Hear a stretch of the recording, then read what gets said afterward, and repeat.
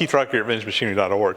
So we're back on my milling machine project here where we're doing a repair to my Wells Index where we have a couple of messed up pieces in the head.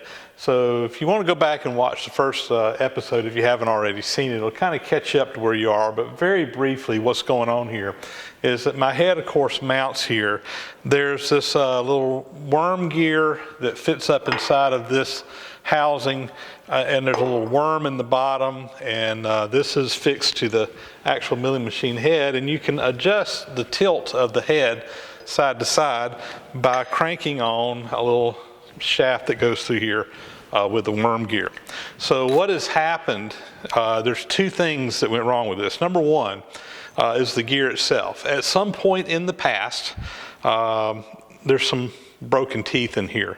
I think that this, when I acquired the mill, this damage was already done, and I just discovered it when we were moving the mill and we tilted the head all the way over to basically sticking out this way. And when that happened, we got into the area where the gears were broken and couldn't get it back up.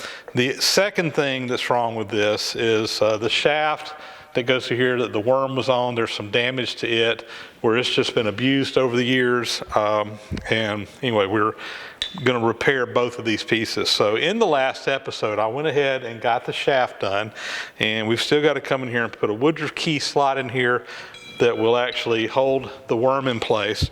And then we've got to deal with the broken teeth on here. And I'll save that for a minute. We've got a pretty cool fix for this I'm pretty excited about. So let's get over and get our Woodruff Key cut so that we can get this part going. And we'll come back to the repair here on the other part in a minute.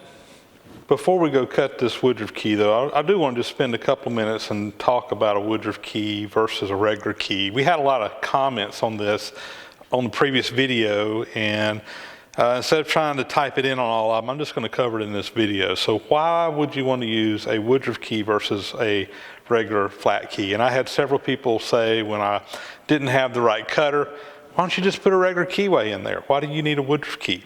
And quite honestly, you know, a regular keyway such as this, it would work. You know, I could cut a regular flat stock in there, put it all the way across, and there's no technical reason why it wouldn't work. Now, there is on this little end goes up into an area, and I probably you wouldn't want the keyway up in there, but I could cut a piece in here, fit it down in there, and it would work.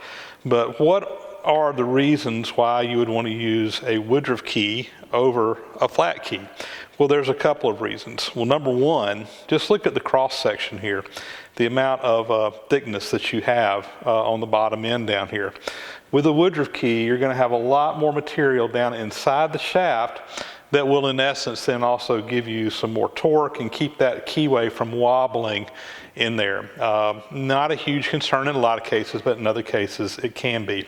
Another issue with flat keys, again, it's not always an issue, but it can be, is where you have the key going all the way out to the end. Well, out here where it comes out of the end, that's an area where you can have a lot of stress in your shaft, particularly if it's under high torque, and that can become a point of failure. With a Woodruff Key going down inside the shaft like this, and then with the angles that you have, it's actually a radius in here, you're actually a lot less likely to have a tear out, kind of like what we ended up having here. If this had been a flat key, that probably would have happened even sooner. But in this situation, the big reason why a Woodruff Key has an advantage over a flat key is because we're inserting this up through a blind hole. And once it gets up inside there, I really can't control what I'm doing. With this type of a Woodruff Key down in that slot, it's not going anywhere. It's going to stay put. And with a regular key in here, it's more easy for it to come out of the slot, become dislodged or whatever, and just become a real aggravation trying to install it onto the machine. So in short, to the people that said, why not just use a flat key? I could have, and quite honestly, it would have worked just fine. But I do believe that when I'm doing operations such as recreating a part, this shaft was engineered for a Woodruff Key, and it was engineered that way for a reason. And I just don't see a big reason for me to not go back and do that. I had to buy, a Woodruff Key cutter that looks something like this that you'll be seeing in a minute. And you know, that was about $23 to buy. And quite honestly, it was one that I didn't have in my box of Woodruff Key cutters. Now I have it, so next time I have a need to cut that particular size, I'll have it in stock. It won't be a problem. So we are going to go back and put a Woodruff Key in here.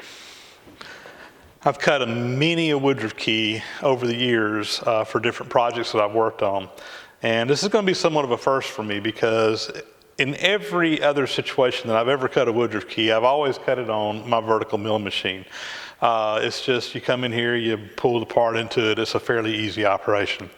But with the vertical mill down, I'm having to go in horizontal mode, and I'm coming over to my horizontal mill to do this. And it's not a big deal, it's completely doable, but I'm having to kind of wrap my mind around a little bit different process here and had to think about things. So we have our Woodruff Key mounted. Interestingly, this adapter that's on here, this long nose adapter, this is actually an R8 adapter, so it's 50 taper to R8. So I'm using a regular R8 collet, just like I would use on the vertical mill.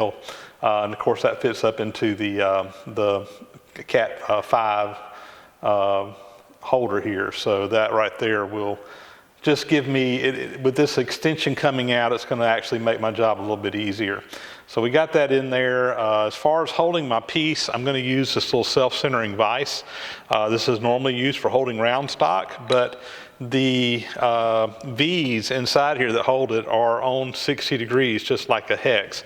So it's going to be perfect for holding the shaft in place. And I'm just going to put it in here like such. We'll center this thing up, tighten it up, and that's holding it on there.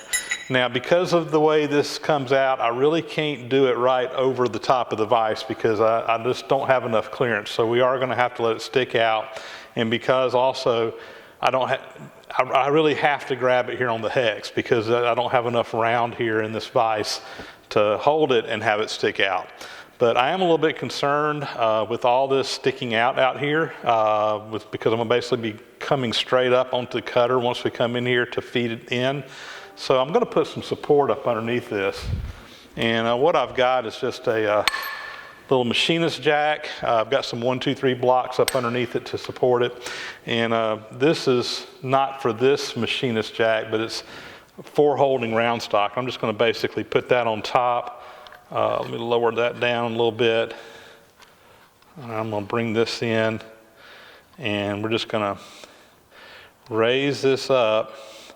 And all I'm trying to do here is just, I'm not really trying to put a lot of pressure on this. I just want to put enough on here where it's solid, and I'm going to get a wrench and just put, just a little bit of a turn on it, but just to support it so that it'll stay put. It's not going to wiggle out. Right now it's a little bit loose, but as we feed down on there, we won't have any flexing going on in the shaft. So let me get this tightened up, reposition the camera, and we'll get set up to cut this. You can see my setup a little bit better now. Again, we have this clamped in the vise. That's actually pretty rigid right here, but I don't want the flex.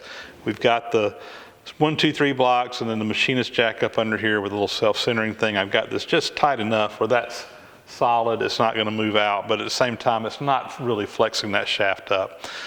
The next thing we need to do is get our cutter centered up on the shaft. Now, normally on the vertical mill, this is pretty simple. I just come in there with an edge finder, find the edge on both, divide it in half, and pretty much have my cutter, halfway in between.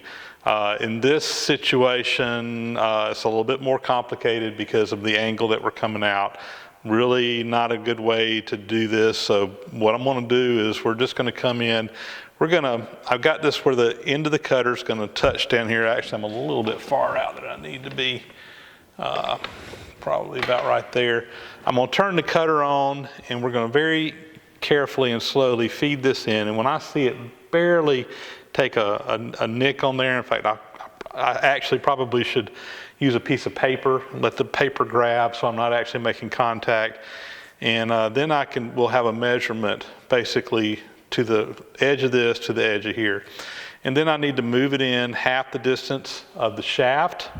This is 1/2 inch nominal size. Actually, it's 5/1000 under, so 0.495. So divide that in half, and then also we need half to move it over. That'll get it where the edge is on the center. We want to get the center on the center, so I take half the thickness of my cutter, which is 1/8 of an inch.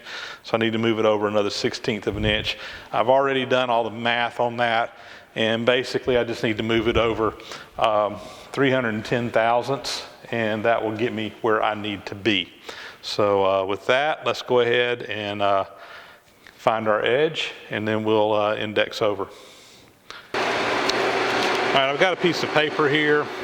This piece of paper is, maybe let me cut it in half a little bit more. This is 3/1000 thick. So I'm basically just going to put that piece of paper in here, and we're going to move this over until that just grabs it.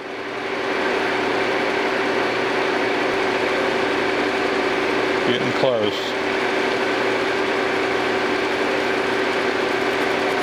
All right, it's pulling it out now.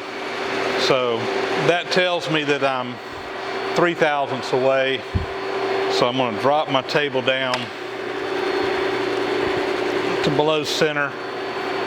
And let me go set up a dial indicator. I don't have a digital readout on here, and I just don't trust my dials quite yet on this machine, so we'll use an indicator to come in. Now we're set up here, we got our dial indicator. I just got it mounted on the vise and going up against the machine. We need to move everything over. Again, I've already done my math, 310 thousandths. That's how far I want to move it over. Plus we have the thickness of that piece of paper, which I measured 3/1000. So we're going to move it over 313 thousandths. I got it set on 0 right now. So let's just take it on in. 100, 200, 300, and 10, 11, 12, 13 right there. And see if I can, all right, I'm gonna have to back off just a little bit. I'm gonna bring it back in. When I tighten my table up, it kind of moves it a little bit because this machine has got some wear in it. That's close enough. We should be right on center. And just a visual confirmation, yes, we are right on center, right where I want to be. I've got my cutter centered over the spot here where I want to actually cut the keyway, and I did some measurements, made a mark on there. This is just eyeballs lined up. It's not super critical exactly where that key is in there. It's within probably 10 thousandths just based off of an eyeball measurement, which is plenty within tolerance. So the next thing we need to do is come in here, and we're going to basically just raise the table up into the cutter to get the depth of cut. And I know how deep I want to go, and I got that measurement by looking over in my machinery's handbook. There's a chart in there, and it gives you all the information. It tells you exactly the depth of cut. The depth of cut for this is 0.2455 inches plus 5/1000 minus 0. So basically I've got between 0.2455 and 2.505. So that kind of gives me a range there where I need to be. We can go just a little bit over that. So we're going to probably shoot for about 246 thousandths deep, which is about 1/2 thousandth deeper. And if we go just a little bit more than that, no big deal. So again, we're going to touch off. Let me get the mill going here. I'm just going to use the same piece of paper that we were using before. I'm going to put that up underneath there, and we're going to raise up. And you can see my indicator over here indicating that we're going up, and we're going to go until that pulls that piece of paper out from underneath my fingers.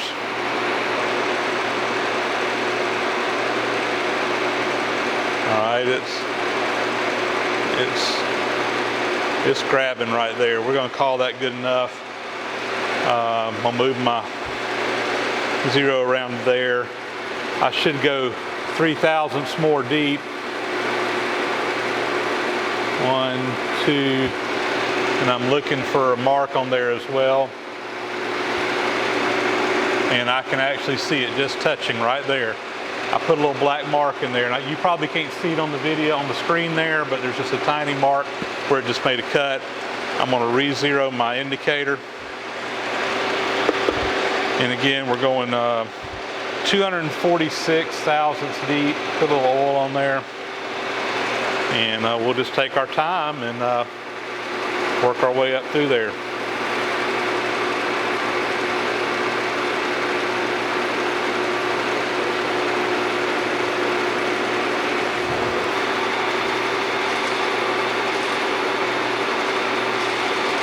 Got about 15 more thousandths to go. Then we want to be at between 245 and 250 basically.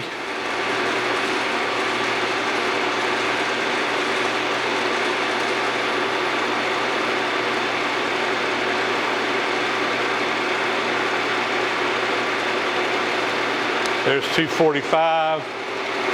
246. I'm going to go to 247 and a half, which is right in between that range. That should be it. And now we can just drop the cutter out.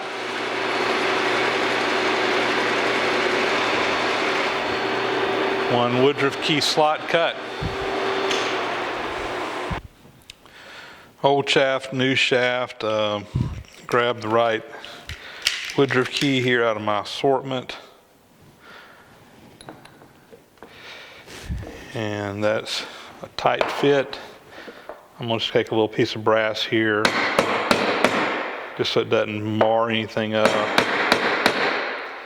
That is seated down on there now, right where I want it. So test fit here. Here's our gear, and that slides up on there. It's tight.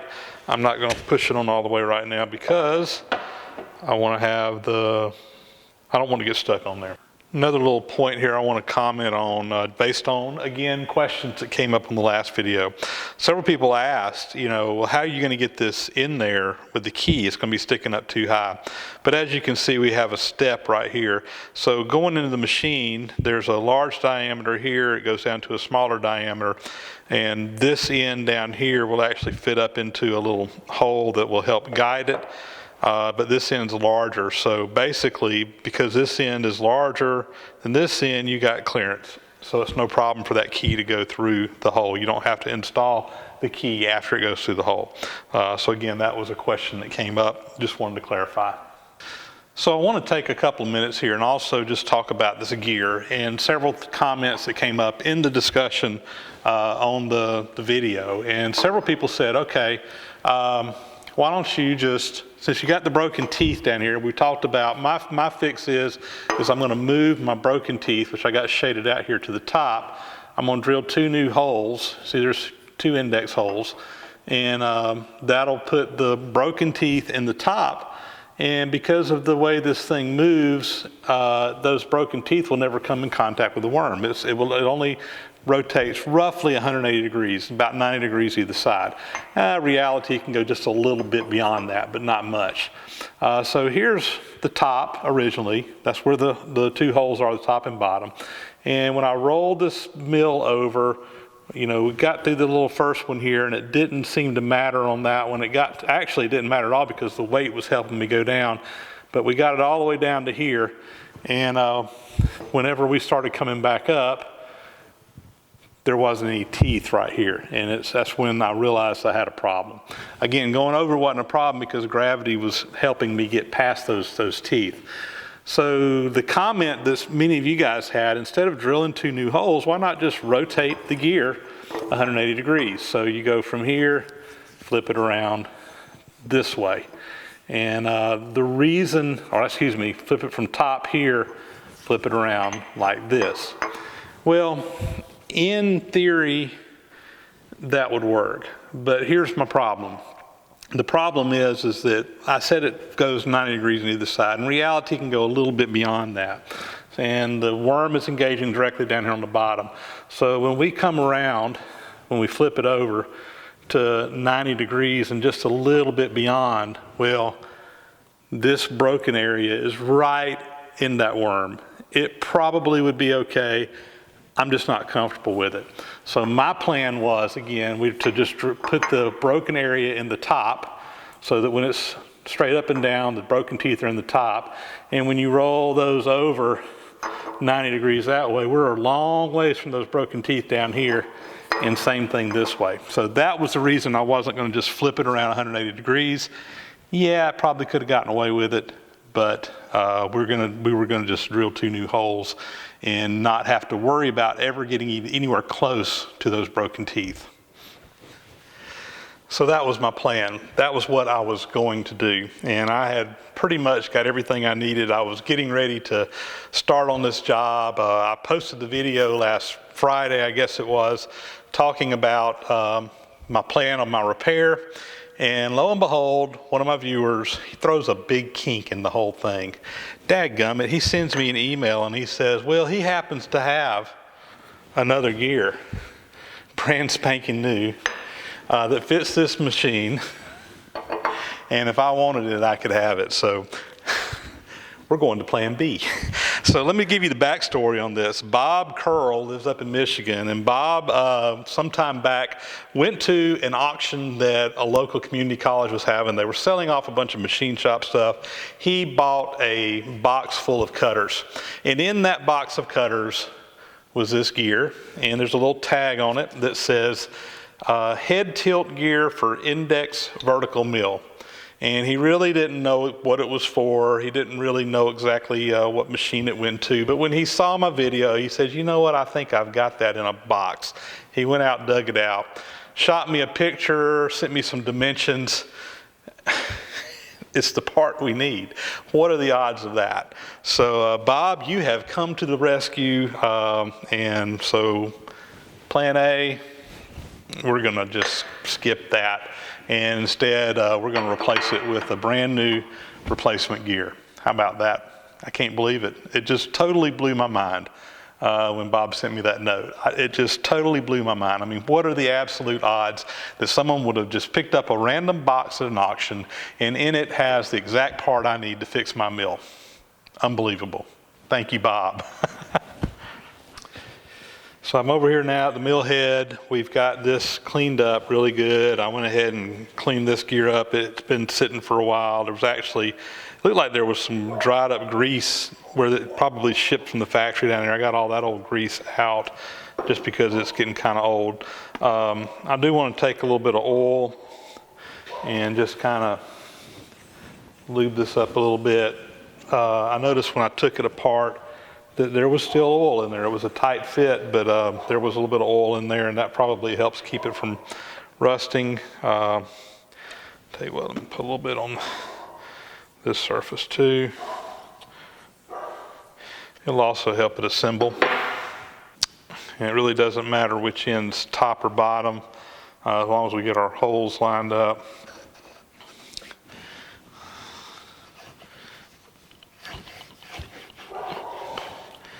Okay, I've got a little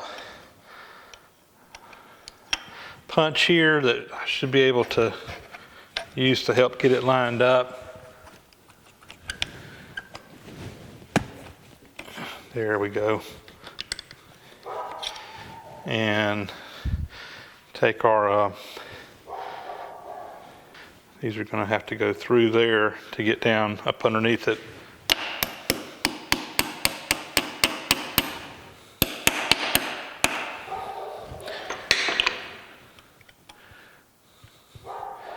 Got my punch here.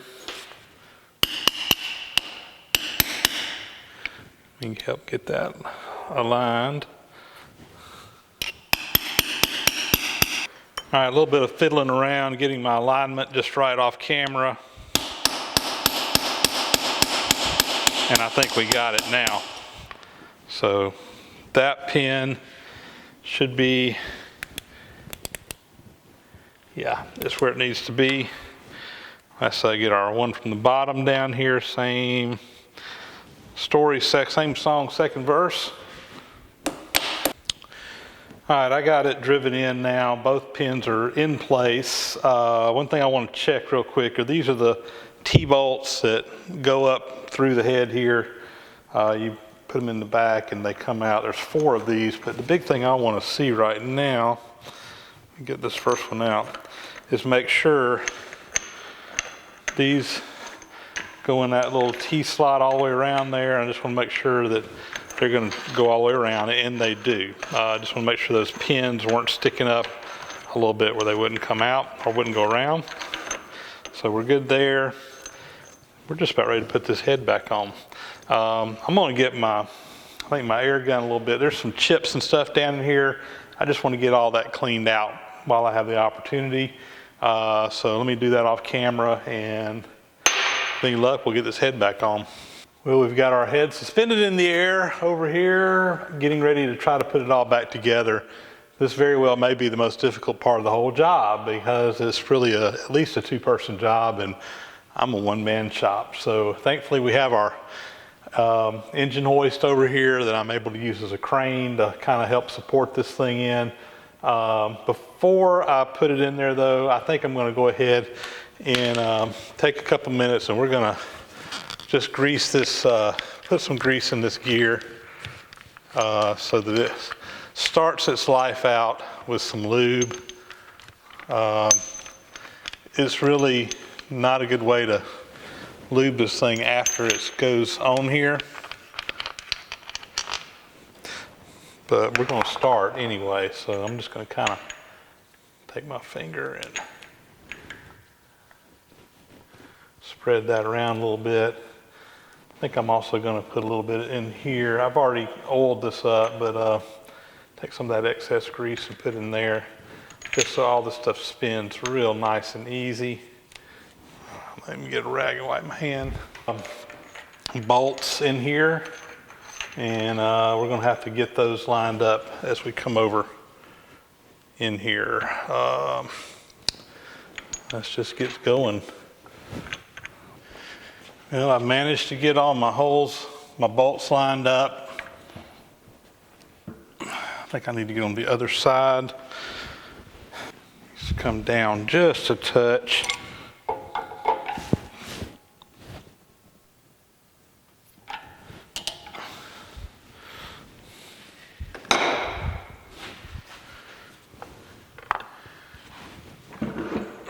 Look at there. All right.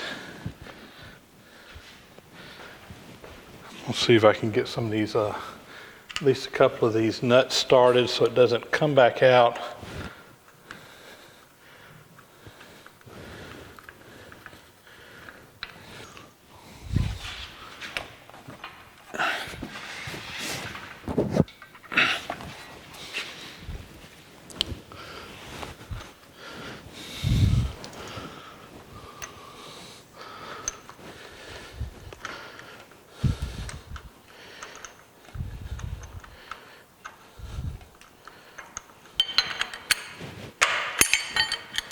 See if I can snug this thing in here now.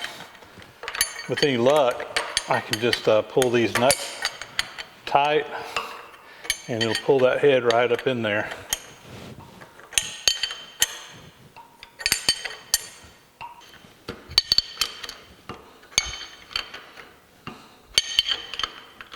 I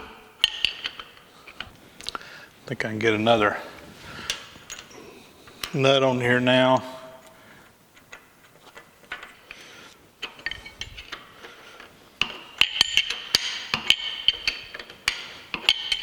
Oh yeah, it's pulling right up in there. That's exactly what I want.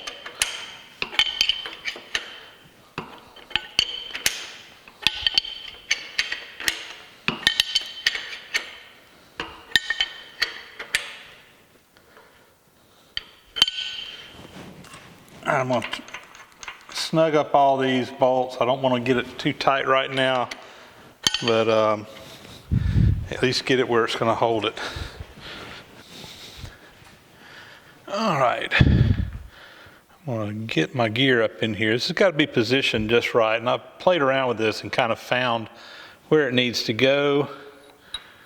Let me get my shaft up in here now. I've got to line the keyway up to it, and it's got to be just right.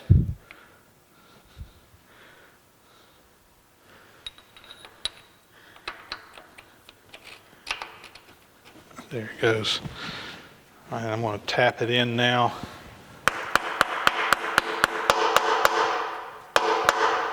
That should be all the way home. And now, just to try things out, 5/8 inch wrench. Yeah, it's turning in there. So I'm not going to crank it up right now. I just wanted to kind of make sure everything was engaged. But before we do, we need to put that little set screw up in there to engage in there.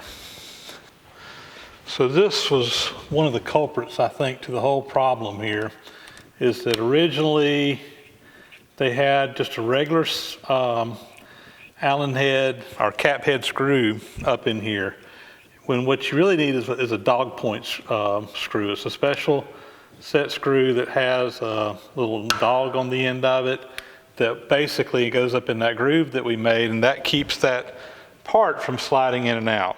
So now with that up in that groove, it should keep this part from coming out. That's the plan anyway. So let me show you this little dog point screw up close. Originally, we had this screw in here right here, and it was supposedly going up in that slot. It didn't fit it very well. It didn't have to come very far out, and that's what caused this thing to start sliding back, which is probably what sheared that off. This is the proper screw. You see there's a little indentation up there, and that will go up into that slot a lot better, and it will engage in that and keep this thing from coming in and out. I just got it up in there right now. What I'm going to do is go back and put some Loctite on that screw and make sure that it doesn't back out and cause this problem all over again.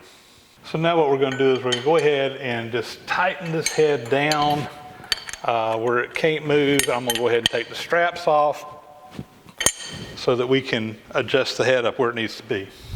I should be able to let the pressure off now.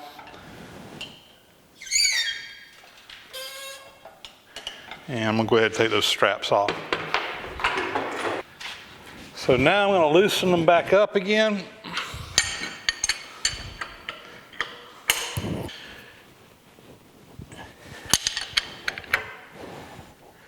All right. This is where I really need two hands again. I need one person kind of pushing up on this head and the other one cranking on it.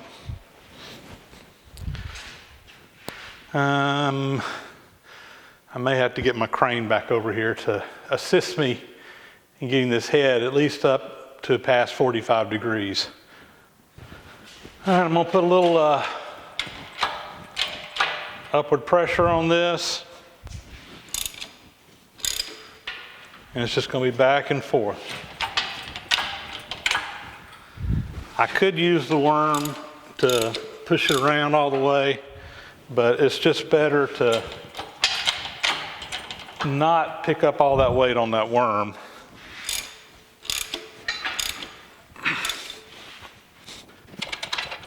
You have to keep on shot. One kind of push on the head while the other one's cranking over here, and it will stop quite much pressure on the system. Once you get that a little bit more, we'll have all the way on this one side. You'll probably crank on the rest of the way. I've got to reach the maximum on this one, my crane anyway here. All right, so I'm just going to bring it the rest of the way. Get it out over here.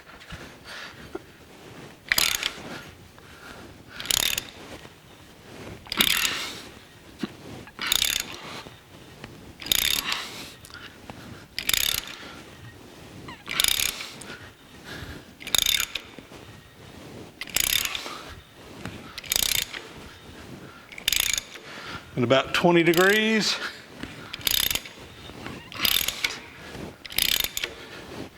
About 10 degrees.